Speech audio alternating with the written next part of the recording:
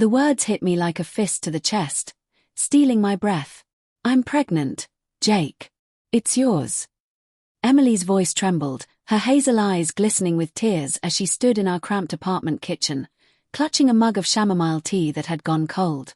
Her words should have sparked joy, maybe fear, but instead, a jagged unease sliced through me. Something in her posture, the way her shoulders hunched, the flicker of her gaze darting to the floor, felt wrong. I wanted to believe her. I loved her. But the air felt thick, like it was hiding something. I forced a smile, my lips tight. That's incredible, Em. When did you find out? My voice sounded distant, like it belonged to someone else. She hesitated, her fingers twisting the hem of her oversized sweater. This morning. I took a test. Then I went to the doctor to confirm. Her words were too quick, like she'd rehearsed them. I nodded, my mind already spinning, replaying the last few months. We'd been careful, hadn't we? The apartment felt smaller as the day wore on.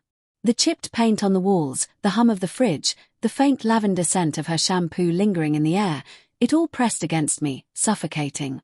I couldn't shake the image of her at the doctor's office, alone, while I was stuck at the warehouse, hauling crates under fluorescent lights. Why hadn't she asked me to come? I pushed the thought down, telling myself it was nerves. She was scared. That's all.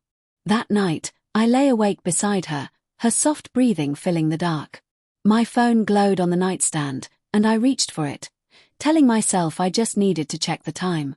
But my thumb hovered over her messages. I'd never snooped before. Trust was our foundation, wasn't it?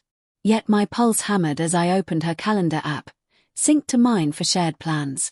There it was, Dr. Apt, 10 a.m. My stomach twisted.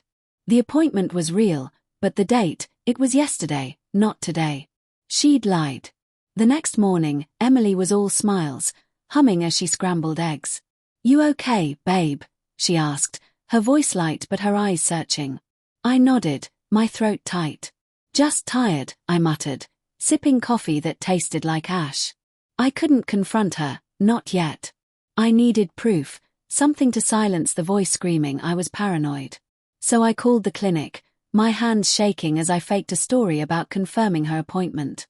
The receptionist's voice was clipped but polite. Yes, Emily Carter was here yesterday. Routine checkup, not pregnancy-related.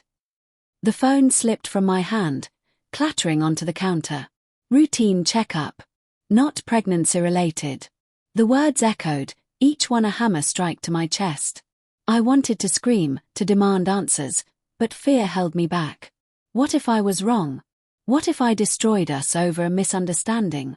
I spent the day in a haze, replaying every moment, her late nights with friends, the way her phone was always face down now, the subtle distance in her touch. Each memory was a shard of glass, cutting deeper. That evening, I couldn't hold it in. I said, my voice low as we sat on the couch, a sitcom droning in the background.